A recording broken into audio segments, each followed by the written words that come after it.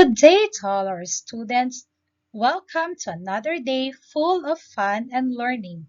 I am Teacher Joy from Santa Ana National High School, your teacher broadcaster in Science 7. This day will be an amazing moment as we are going to explore, discover, and learn new exciting things this morning.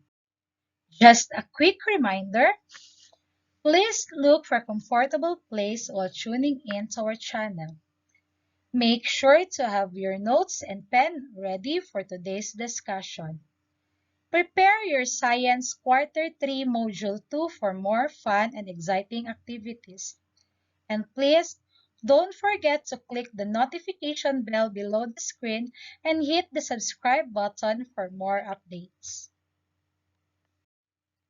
Before we start our lesson, it is important to have a quick review on our previous topic. So last time, we were able to differentiate distance from displacement, speed from velocity.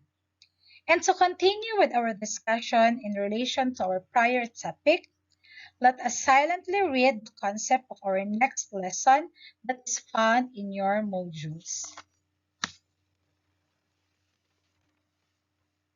Thank you, students, for reading it silently. So I guess you already have an idea of our next lesson. Yes, you're right. Our topic for today is about acceleration. To begin, this topic is anchored in the most essential learning competencies given by the Department of Education, which is to describe the motion of an object in terms of distance or displacement, speed or velocity, and acceleration. These are our objectives. Define acceleration, identify the cause of acceleration, describe the motion of an accelerating or decelerating object, and to solve problems in acceleration. So, what is acceleration? Acceleration is defined as the time rate of change of velocity, or simply describes how fast an object changes its velocity in respect with time. It is represented with small letter a and an arrow on top that signifies a vector quantity. As we all remember on the previous lesson, velocity is a vector quantity. A vector quantity gives us the magnitude and direction. Acceleration in the form of equation can be represented as this. In equation, acceleration is equals to change in velocity over change in time. Or in symbol, we have this. For our formula to be used in finding acceleration, we have where A is for acceleration, VI, initial velocity or speed, VF, final velocity or speed, and T for time. Velocity and speed can be used interchangeably.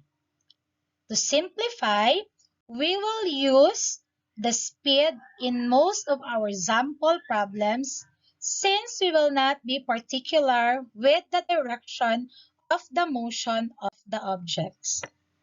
And these are the units to be used for our speed. We have kilometer per hour and meter per seconds. For time, we have seconds. Units to be used for acceleration. We have kilometer per hour per second and meter per second squared. There are other units of acceleration, but for now, let us limit our use to these two. Students, are you now ready to solve problems? Good. Then, let's start. For our problem number 1, starting from rest, a drag race car attains a speed of 120 km per hour in 6 seconds. Find the acceleration of this car. To start solving this problem, first, let's look for all the given data. For our initial velocity, since the car started from rest, then we will have the value of 0 km per hour. For our final velocity, we have 120 km per hour and 6 seconds for our time. Now, remember students that on this problem, we are looking for the acceleration. So, let's go to the most exciting part, the solution. Remember that in looking for the acceleration, we will be using this formula.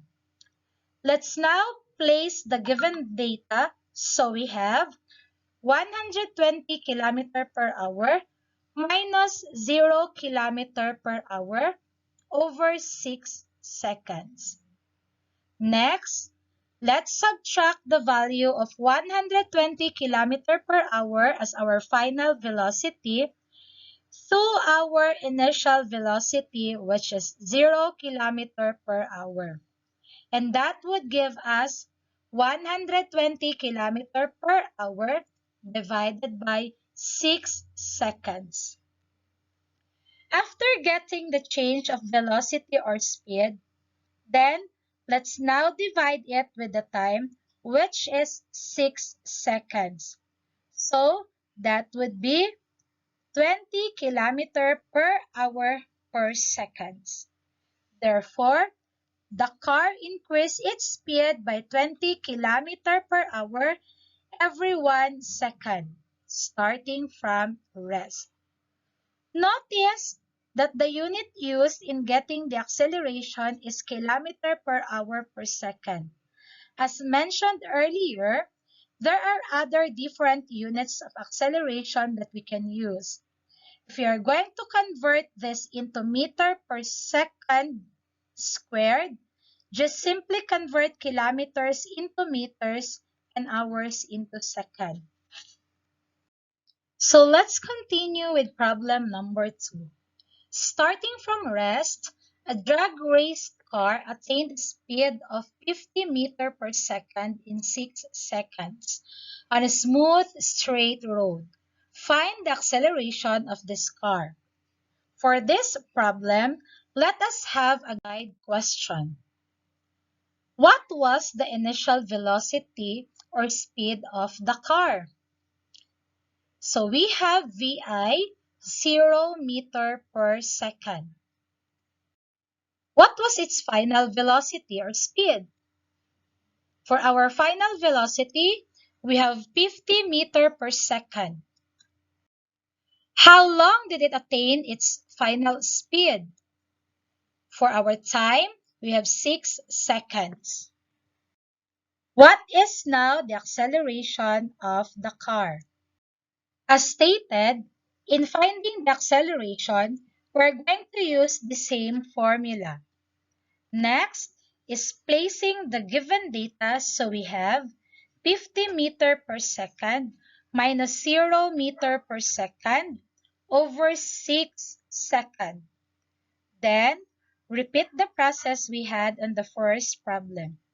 Subtract the value of final velocity, which is 50 meter per second, from the initial velocity of 0 meter per second, which gives us an answer of 50 meter per second as the change in velocity divided by 6 seconds. Lastly, divide 50 meter per second over 6 seconds, which will give us an answer of 8.333 meter per second per second. Now, remember that in math, if the number is repeating and non-terminating figure, then we can simply put a line segment above the numeral. Thus, This value is considered to be rational number. So for this answer, it will be rounded up to the nearest tens. Therefore, the speed of the race car increased by 8.3 meter per second squared. Let's go now to our problem number 3. A deer was running slowly at 2 meters per second when a jaguar suddenly attacked it. Out of fear, the speed of the deer increased up to 10 meters per second in 4 seconds. Calculate the acceleration of the deer. So, let's use the same process we had in our previous two problems. First, let us have our guide questions so we can come up with our given data. How slow was the deer running before it was attacked by a jaguar? So we have our initial velocity, 2 meters per second. When the jaguar came up and attacked the deer, how fast did the deer run? We have 10 meters per second as our final velocity. How long did the deer exert its effort to increase its speed? We have 4 seconds as our time. What is now the acceleration of the deer? Now, since all data were given, let's proceed to the solution part. In finding the acceleration, we're going to use the same formula. Now, placing the given data, so we have 10 meter per second minus 2 meter per second divided by 4 seconds. Then, subtract the value of final velocity, which is 10 meter per second, to our initial velocity, which is 2 meter per second, and it would give us 8 meter per second divided by 4 seconds. And then, let us divide 8 meter per second divided by 4 seconds. It will give us an answer of 2 meter per second squared. So, are we getting the same answer? Very good. Therefore, the deer increased its speed by 2 meter per second every 1 second because obviously the deer doesn't want to be eaten by the jaguar, fearing for its own dear life. Okay, are you still excited for our next problem? But remember, class, acceleration does not only mean speeding up, but it also means slowing down or coming to a stop. If you slow down or come to a full stop, it is called deceleration or a negative acceleration. The direction of the negative acceleration is opposite the direction of motion. Oh well, another information added. So, students, are you still interested for this problem? Well, let us try this one. An airplane touched down the runway at 200 km per hour. Then, the pilot used the brakes and the plane came to a full stop in 50 seconds. Find the acceleration of this airplane. With the same process, let us have our guide questions so we can come up with the given data. What was the initial velocity or speed of the airplane? Okay, we have 200 km per hour. What was its final velocity? Very good. We have 0 km per hour. How long did it take for the airplane to come to a full stop? Very good. That is 50 seconds. What is now the acceleration of the airplane? Since we all have our data, let us proceed to our solution. As indicated, in finding the acceleration, we are going to use this formula. Next is placing the given data. Then we are going to subtract. Lastly, we are going to divide, and it will give us negative 4 km per hour per second. Therefore, the airplane slowed down or decelerates at the rate of negative 4 km per hour per second. So students, are we getting the same answers? Very good. Now, notice that the unit used in getting the acceleration for this problem is kilometer per hour per second. As stated earlier, there are other different units of acceleration that we can use. So if we are going to convert this into meter per second squared, just simply convert kilometers into meters and hours into seconds. Remember, negative sign before the number does not indicate the magnitude of the number, but the direction of the acceleration. To find out more if you understood our discussion, let's exercise and practice our mind through this activity. On your module, let's do the Let Us Practice activity number 1, Changing Motion. Study those following problems and solve them in another sheet of paper. I'll give you a minute or two to do the activity. A car was running at 10 km per hour along a straight path. It then increased its speed to 60 km per hour in 5 seconds. Solve for its acceleration. The initial velocity of the car is 10 km per hour. The final velocity of the car is 60 km per hour. How long did it take for the car to reach its final velocity? That is 5 seconds. What was the acceleration of the car? Alright, that is 2.8 meter per second squared. Good job, students! Finally, you were able to correctly solve the two problems. Isn't it easy? I know you did very well. So for more exciting tasks, you may read and answer the other activities found in your modules. Alright, students, this time, to sum up our lesson, let's gather together all that we have learned today. Acceleration is defined as the time rate of change of velocity, or acceleration is equal to change in velocity over time. Let us remember the following. Always write the correct unit in your answers. We use the terms speed and velocity to describe motion interchangeably.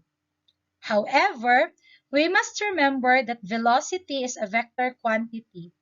Hence, it has magnitude and direction, while speed is a scalar quantity. A scalar quantity shows only the magnitude. For simplicity, we shall use the term speed most of the time in this module. Final speed results after an object or after an action is done to the object. Initial speed is the speed of an object before an action is done unto it. If the value of acceleration is positive, its direction is the same as the direction of the moving object. If the value of the acceleration is negative, its direction is opposite the direction of the moving object.